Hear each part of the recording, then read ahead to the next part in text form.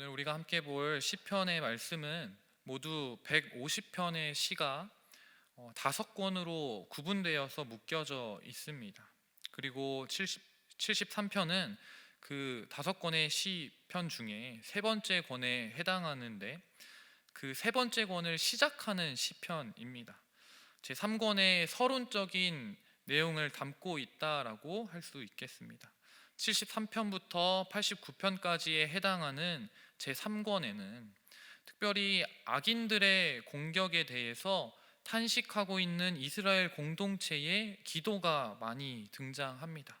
그러니까 악인들은 융성해지고 의인들은 쇠퇴해지는 그 상황을 바라보며 이스라엘 공동체가 많이 힘들어하고 있고 그 힘듦을 하나님께 고백하는 시들이 많이 있다라는 것이죠. 제가 몇 구절 소개해 드리겠습니다. 74편 10절은 이렇게 말합니다. 하나님이여 대적이 언제까지 비방하겠으며 원수가 주의 이름을 영원히 능욕하리이까. 79편 1절은 하나님이여 이방 나라들이 주의 기업의 땅에 들어와서 주의 성전을 더럽히고 예루살렘이 돌무더기가 되게 하였나이다 라고 말합니다. 83편 2절은 무릇 주의 원수들이 떠들며 주를 미워하는 자들이 머리를 들었습니다 라고 말하고 있습니다. 모두 다 하나님을 믿는 백성들은 계속해서 쇠퇴해지고 또 하나님을 믿지 않는 이방 백성들은 융성해지고 있습니다. 이것이 말이 됩니까? 라고 말하고 있는 거죠. 이러한 시편의 내용들을 우리가 쭉 보았을 때 당대의 이스라엘 백성들에게 가장 이슈가 됐던, 또 그들이 가장 고난이라고 생각했던 힘들었던 문제 중 하나가 바로 이것이었던 것 같습니다. 악인이 융성하고 의인은 왜 고난을 받게 되는가라는 것입니다. 인간의 시선으로 볼 때 하나님 나라의 정의가 무엇인지 우리는 알 수 없기 때문에 왜 선한 사람들에게 이러한 나쁜 일들이 계속해서 일어날 수밖에 없는가라는 질문이 있다라는 것이죠. 선하신 하나님이, 또 선하시면서 전능하신 하나님이 진정으로 살아 계시다면 어떻게 우리 같은 의인들에게, 우리 같은 사람들에게, 예수님을 믿는 사람들에게 어떻게 이러한 참혹한 일들이 벌어질 수 있는가라는 질문들이 생겼다라는 것입니다. 그리고 이 3000년 전에 있었던 질문은 지금 우리 가운데도 여전히 유효한 질문들이라고 생각합니다. 오늘 성도 여러분들께서는 어떠하십니까? 그 하나님의 선하심에 대해서 의심해 본 적이 한 번도 없으십니까? 또 혹시 이러한 의심이 생긴 적이 있으시다면 그것들을 어떻게 해결하고 지금 이 자리 가운데 나아오셨습니까? 많은 경우 우리는 이러한 의심들이 생겼을 때 자신의 믿음 없음을 탓하고 그것을 자책하거나 또는 각자의 그 비밀스러운 의심들, 그 질문들을 잠깐 외면한 채 그냥 덮어놓고 그냥 믿는 것이 우리의 최선이다, 나의 최선의 믿음이다 라고 여겨왔을 것입니다. 저 또한 그렇습니다. 그런데 저는 이러한 우리의 태도들, 신앙의 모습들이 많이 잘못되었다라고 생각하지 않습니다. 아니, 오히려 이러한 태도가 우리에게 너무나 당연하고 자연스러운 일이다라고 생각이 되기도 합니다. 왜냐하면 죄로 어그러진 세상 가운데에서 하나님의 선하심, 그 하나님의 존재에 대해서 우리가 이해하는 것은 거의 불가능에 가깝기 때문입니다. 더욱이 실제로 그 고난 가운데 있는 성도라면, 그 아프고 힘든 중에 있는 성도라면 그 하나님에 대해, 하나님의 선하심에 대해서 의심하지 않을 방도가 우리에게는 없기 때문입니다. 우리는 죄인이기 때문이죠. 그런 의미에서 이 성경에 등장하는 수많은 경건한 사람들도 우리와 똑같은 의문과 똑같은 질문을 품고, 그리고 그들이 믿음의 위기를 경험했다는 사실은 이것이 우리를 위로하는 데 큰 도움이 되기도 합니다. 우리가 고난이라고 말하면 가장 먼저 떠오르는 인물이 누가 있을까요? 있지 않으십니까? 욥이 있겠죠? 네, 욥이 고난하면 가장 먼저 떠오르는데 욥은 10장 3절의 말씀에 이렇게 말합니다. 함께 읽어볼까요? 시작. 주께서 주의 손으로 지으신 것을 학대하시며 멸시하시고 악인의 꾀에 빛을 비추시기를 선히 여기시나이까? 라고 말합니다. 욥은 이렇게 고백하는 겁니다. 주님, 어째서 여호와를 섬기는 성도인 내가 이렇게 괴롭게 되었는데 나를 돌아보지 않으십니까? 그리고 저 악인들은 어떻게 저렇게 평탄하게 빛의 길로 날마다 빛나는 것들로만 걸어가는 것 같습니까? 라고 말하며 자신의 신세를 한탄하고 하나님을 원망하고 있는 것이죠. 또 하박국 선지자는 이렇게 자신의 심정을 토로합니다. 하박국 1장 13절의 말씀입니다. 제가 읽어드리겠습니다.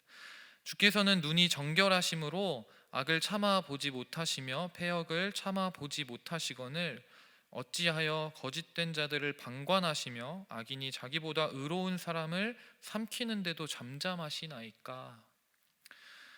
하박국 선지자도 이렇게 말하는 것이죠. 주님, 제가 알기로는 주님은 눈이 정결하셔서 그 악을 바라볼 수조차 그 패역을 보시는 것조차 못하시는데 어떻게 저 거짓된 자들, 저 악인들이 우리 선한 사람들을, 주님의 성도들을 잡아먹는 것을 잠잠히 보고만 계십니까? 주님, 정말로 살아계신 것 맞습니까?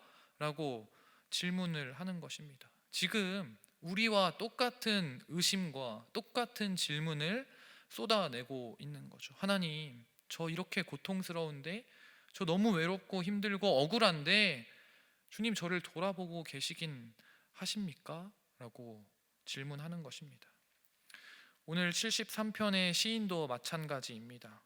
73편의 저자로 알려진 아삽은 레위인으로서 다윗이 성전의 음악을 담당하는 리더로 세운 사람이었습니다. 지금으로 말하면 찬양을 담당하는 목사님이나 성가대에서 지휘를 하고 이렇게 찬양 쪽에 은사가 있는 사람이었겠지요. 다시 말해서 그저 어중이 떠중이처럼 성전 뜰만 이렇게 밟고 왔다 갔다 하는 그런 종교인이 아니라 교회 안에서 열심을 가지고 믿음 생활을 했던 사람이다라는 것입니다. 섬김이도 하고 주일학교 교사도 하고 성가대도 서고 또 전도 폭발 훈련도 받고 수요 예배도 이렇게 매주 드리면서 열심 있고 신앙 가운데 믿음 좋은 신앙인으로 살아가는 사람이었다라는 것이죠. 그런데 그 사람도 지금 고통 가운데에 하나님을 찾고 있는데 하나님, 왜 저를 돌아보지 않으십니까? 라고 질문하고 있는 것입니다. 오늘 이처럼 우리와 똑같은 그 신앙인이었던 아삽의 시편을 살펴보며 우리에게 필요한 신앙의 태도가 무엇인지를 함께 알아가는 시간이 되기를 간절히 소망합니다. 먼저 아삽은 하나님과 매우 친밀한 관계 안에 있었습니다.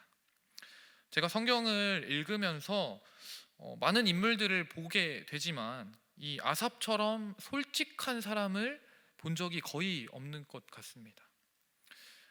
아삽의 이야기를 들여다보면 조금 이상하게 느껴지는데 이 사람이 지금 하나님한테 말하고 있는 게 맞나 싶을 정도로 조금 이상하다고 느껴집니다. 그 시작부터 뉘앙스가 좀 참람하다라는 생각이 듭니다. 1절과 2절의 말씀을 함께 읽겠습니다. 시작.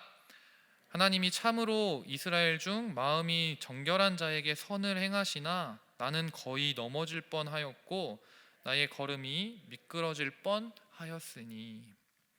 그래서 지금 아삽은 하나님이 좋은 분이시라는 겁니까? 나쁜 분이시라는 겁니까? 아삽은 지금 하나님은 참으로 정결한 자에게 선을 행하시는 분인데 저를 보십시오. 저 지금 넘어질 뻔했습니다. 미끄러질 뻔했습니다. 하나님, 이거 왜 그런 겁니까? 라고 묻고 있죠. 적어도 제가 느끼기에는 이 아삽은 하나님을 어느 정도 비꼬고 있는 것 같다는 생각이 듭니다. 하나님, 당신 좋은 분이라고 말씀하셨죠? 정결한 자에게는 선을 행하시는 분 아니십니까? 그런데 지금 저를 보십시오. 저 성전에서 음악하는 사람인데 저 거의 넘어질 뻔했고요. 미끄러질 뻔했습니다. 이거 하나님 맞나요? 이거 저 지켜보고 계신가요? 라고 말하고 있다라는 것이죠. 뒷 내용들을 보면 아삽의 솔직함이 더 깊게 드러납니다. 아삽은 이처럼 자신이 낙담하고 좌절하게 된 이유에 대해서 설명을 하는데, 그가 악인의 형통함을 보고 질투했기 때문에 나는 이렇게 낙담했다라고 솔직한 고백을 하고 있습니다. 13절을 보시면 그는 이제껏 자신이 정결하게 살아왔던 그 날들이 한심하게 느껴진다라고 말하기도 합니다. 13절의 말씀입니다. 내가 내 마음을 깨끗하게 하며 내 손을 씻어 무죄하다 한 것이 실로 헛되도다. 계속해서 시인은 본인이 종일토록 하나님의 재난을 당했고 하나님의 징벌 가운데 계속해서 있었던 것 같다라고 말합니다. 그러면서 가장 심각하게는 내가 저 악인들과 같이 행하고 싶을 때가 너무나도 많았다라고 말하는 것이죠. 지금까지 내가 선하게 살아왔고 하나님의 나라와 하나님의 일을 위하여 살아왔는데 지금 내 꼴을 보십시오. 하나님, 저 미끄러질 뻔했습니다. 저 넘어질 뻔했습니다. 제가 이렇게 살 바에는 저 악인들처럼 사는 것이 훨씬 나았을 것 같습니다 라고 하나님 앞에 말하고 있는 것이죠. 과연 하나님 앞에서 감히 이렇게 말할 수 있는 사람이 몇이나 되겠습니까? 아삽은 자신의 솔직한 심정을 있는 그대로 하나님께 올려드리는 사람이었던 것입니다. 꾸며내지 않았고 치장하지 않고 그저 있는 그대로 아프면 아프다, 괴로우면 괴롭다, 힘들면 힘들다, 이것은 억울하다, 하나님 그리고 저 악인들이 잘 되는 것은 너무 배가 아프다 라고 하나님께 솔직한 고백을 하는 사람이었다라는 것입니다. 저는 이러한 아삽의 솔직한 태도가 하나님과의 친밀한 관계로부터 비롯되었다라고 생각합니다.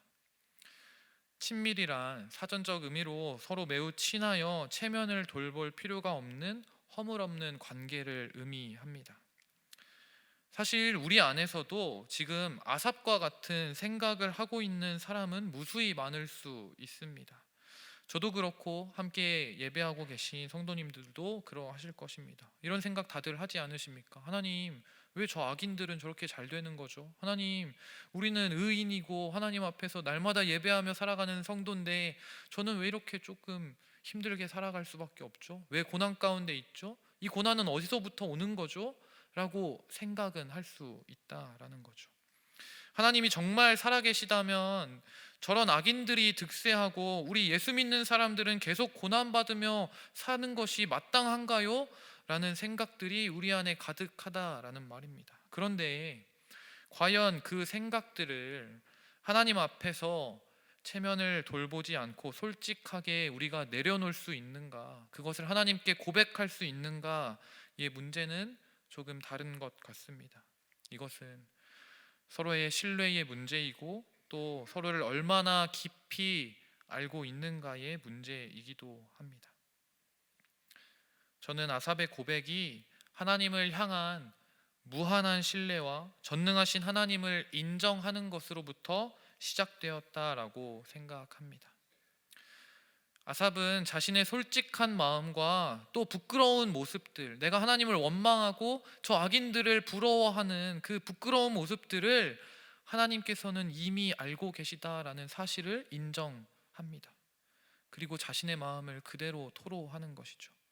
이미 거기에서부터 하나님과의 친밀한 관계가 시작되는 것입니다. 아삽의 개념 안에서는 하나님께서 이미 나의 사정과 나의 생각과 나의 그 더러운 마음까지도 알고 계시기 때문에 나는 구태여 하나님 앞에 이 마음을 숨기려 할 필요가 없다라고 생각하는 것입니다. 이러한 비교가 적실한 것은 아닐지 모르겠지만 우리가 이 관계를 하나님의 입장에서, 아버지의 입장에서 한번 생각해 보기를 원합니다. 사랑하는 두 명의 자녀가 이렇게 있는데 한 명은 어렵고 힘든 상황에서, 물론 아버지가 그 상황을 다 알지만 어렵고 힘든 상황을 홀로 버텨내고 그 홀로 버텨내는 와중에 아버지가 불러도 대답이 없는 반면에, 다른 한 명은 너무 별것도 아니지만 너무 자질구레한 일이지만 시시콜콜 아버지 앞에 나와서 울며 불며 아버지, 저 이것은 억울합니다. 저 악한 것들을 좀 보십시오. 저게 맞는 행동입니까? 저 악한 자들을 혼내 주십시오. 그리고 저는 선하게 이렇게 살아왔습니다. 주님, 저를 좀 인정해 주십시오. 라고 부르짖는 자녀가 있다면, 둘 중에 어떤 자녀가 하나님과 더 친밀한 관계에 있다라고 말할 수 있겠습니까? 어느 누가 보아도 후자의 자녀가 더 친밀한 관계라고 말할 수 있을 것입니다. 사랑하는 성도 여러분, 우리는 매일 하나님과 이러한 친밀한 관계를 유지하고 계십니까? 매일매일 하나님께 우리의 모든 상황들, 그리고 나의 모든 마음을 솔직하게 내려놓고 나아가고 있습니까? 꾸밈 없이 하나님과 대화하며 그 대화의 시간을 송이꿀보다 더 달게 여기고 있습니까? 저는 이 친밀함이 결코 하루아침에 이루어지는 것이 아니라고 생각합니다. 이번 주일 말씀에 은혜 받아서 이제 내가 매일매일 하루 한 시간 예수님과 함께 깨어있기에 동참하며 기도하려고 자리에 월요일 새벽 앉았는데, 갑자기 오늘 아삽과 같이 그 내면으로부터 나오는 그 진실한 기도, 솔직한 기도가 우리 안에서 막 물밀듯이 터져 나올 수 있겠습니까? 제가 볼 때 보통은 그렇지 않을 것입니다. 처음 기도의 자리에 앉으면 처음에는 무슨 기도를 해야 할지 몰라서 우물쭈물 대다가 몇 분 안 되어서 기도할 거리가 떨어져서 살짝 눈을 떠서 시계를 바라보면 5분이 지나 있는 것이죠. 그 5분밖에 지나지 않았다는 사실을 깨닫고 그 민망함에 다시 한번 고개를 숙이게 되는 것입니다. 이것은 저의 이야기이기도 합니다. 제가 오늘 지금 얘기하는 것이 우리의 기도하는 절대적인 시간이 중요하다는 것을 말하는 것은 아닙니다. 오히려 하나님과의 대화라는 기도 중에 할 말이 없는 그 민망함에 대해서 저는 이야기하고 있는 것입니다. 하나님의 자녀라고 우리가 날마다 말하는데, 하나님의 자녀된 우리가 왜 할 말이 없겠습니까? 그리고 우리 할 말 많지 않습니까? 아프고 힘든 일들, 억울하고 너무나 고통스러운 일들 많이 있지 않습니까? 그 할 말 너무나 많고, 우리가 사랑하는 가족들, 그리고 우리가 속해 있는 사랑방 식구들의 그 중보 기도 제목들 너무나 많은데, 우리에게 없는 것은 하나님 앞에 할 말이 아니라 하나님과의 친밀함이 없는 것은 아니겠습니까? 사랑하는 성도 여러분, 우리는 이 친밀함을 위해 매일매일 하나님 앞에 나오는 성도가 되기를 간절히 소망합니다. 조금 어렵겠지만, 조금 힘들지만 매일의 삶을 하나님 앞에 올려드리며 날마다 하나님을 찾고 그 민망함을 견뎌내며 그 민망함 가운데 하나님께 나의 솔직한 마음을 온전히 올려드릴 때에 지금의 그 민망함은 오래 지나지 않아 친밀함으로 하나님에 대한 영원한 사귐 가운데 그 친밀한 교제와 사랑의 대화로 변화될 것입니다. 이처럼 우리가 친밀한 교제로 나아갈 때에 아삽은 하나님의 복에 대해서 제대로 깨닫게 됩니다. 17절의 말씀을 우리 함께 읽겠습니다. 시작. 하나님의 성소에 들어갈 때에야 그들의 종말을 내가 깨달았나이다. 아멘. 성소는 하나님의 임재가 있는 가장 내밀한 장소입니다. 그 친밀한 공간 가운데 시인은 이 하나님과의 친밀한 교제 속에서 지금까지 자신의 마음을, 자신의 신앙을, 자신의 믿음을 흔들어 놓았던 그 문제들에 대해 해답을 찾게 되는 것이죠. 악인의 길은 결국 망하게 되고, 의롭다 칭함을 받은 이들은 영원한 하나님 나라를 누리며 사는 그 복을 바라보게 된다라는 그 사실을 그 친밀한 성소 가운데에서 찾게 된다라는 것입니다. 그러면서 시인은 25절 말씀에 이렇게 고백합니다. 함께 읽겠습니다. 시작. 하늘에서는 주외에 누가 내게 있으리요, 땅에서는 주밖에 내가 사모하리 없나이다. 아멘. 너무 멋진 고백이고 참 우리가 쉽게 할 수 없는 고백이기도 한데, 저는 이 말씀을 묵상하면서 이 부분에서 조금의 민망함과 굉장한 감사를 느꼈습니다. 왜냐하면 그 시인의 태도를 지금 우리가 쭉 살펴보지 않았습니까? 그 시인의 태도가 너무 극단적으로 막 변해버린 것 같다고 생각이 되었기 때문입니다. 불과 몇 절 앞에서는 하나님을 원망하고 하나님에 대한 자신의 그 서운한 마음을 막 토로하며 내가 악인으로 살았으면 더 나았을 뻔했습니다 주님, 이게 어찌된 일입니까? 라고 말했던 그 시인이 하나님의 성소 안에서 그 친밀함 가운데 하나님의 영광을 바라보고 그 악인들의 종말과 하나님의 나라의 영원한 그 사귐을 깨닫게 되자 언제 그랬냐는 듯이 내가 사모하리가 주밖에 없다라고 고백하는 것입니다. 이것이 제가 느끼기에 참 민망하면서도 감사했던 이유는 저와 여러분의 모습이 바로 이와 같기 때문입니다. 성소에서 하나님의 영광을 마주한 뒤 이제는 썩어 없어질 것에 대한 갈망이 아니라 영원한 하나님 나라의 소망을 두고 살아가기 때문에 내 마음에 하나님이 반석되어 주시고 영원한 분깃이 되어 주시기 때문에 내가 사랑할 것은 오직 여호와 하나님밖에 없다라는 고백이 터져 나오는 것입니다. 사랑하는 성도 여러분, 오늘 주밖에 사모할이 없다라는 이 아삽의 고백이 오늘 우리 모두의 고백이 되기를 간절히 소망합니다. 그렇다면 하나님을 사랑하는 자들은 어떻게 살아가야 할까요? 28절의 말씀이 그 답변을 대신하고 있습니다. 우리 함께 읽겠습니다. 시작. 하나님께 가까이함이 내게 복이라. 내가 주 여호와를 나의 피난처로 삼아 주의 모든 행적을 전파하리이다. 아멘. 사랑하는 성도 여러분, 하나님을 사랑한다면, 그리고 하나님을 사랑한다고 우리가 고백한다면 하나님께로 가까이 나아오십시오.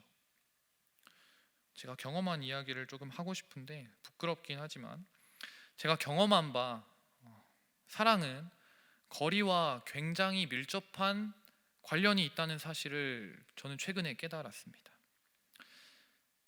작년 이맘때쯤에는 제가 봉천동에서 여동생과 자취를 하고 있었습니다. 그런데 이제 추워지기 시작하면서 지인의 소개로 여자친구를 만나게 되었습니다. 할렐루야죠. 네, 감사한 일입니다. 그런데 이 여자친구를 만났는데 여자친구 집이, 저는 봉천동에 사는데 화곡동에 있는 거예요. 꽤나 거리가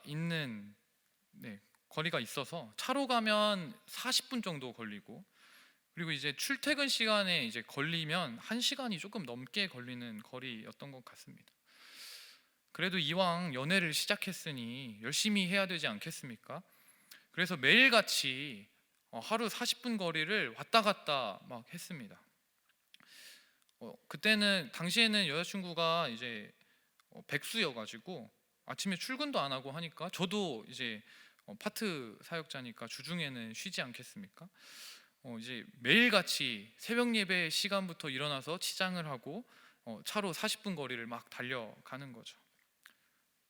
정말 특별한 일이 없는 한 매일매일 만나게 되는데, 이 매일을 만나게 되면서 문제가 하나 발생했습니다. 매일매일 몇 달을 만나니까 기름값이 너무 많이 드는 겁니다. 네.